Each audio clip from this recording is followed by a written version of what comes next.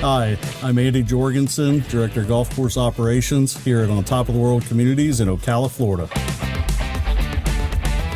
We have over 150 golf carts out here, and several of those are lead-acid batteries. So as those batteries continue to age out and need to be replaced, we're looking towards changing them out with the new lithium-ion batteries from Trojan.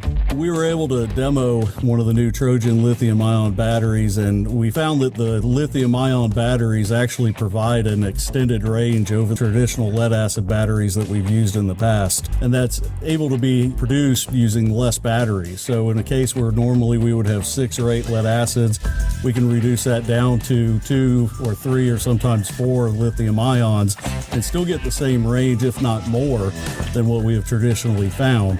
What's really nice about the lithium-ion batteries is that there's virtually no maintenance with them.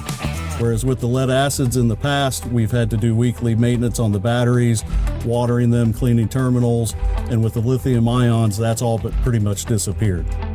Trojan has always been the leader in the industry in my eyes. We've tried other manufacturers with batteries and we just did not get the longevity or the life out of the battery, and it was a tough price to pay, and ultimately we switched back to Trojan and we've stuck with Trojan ever since.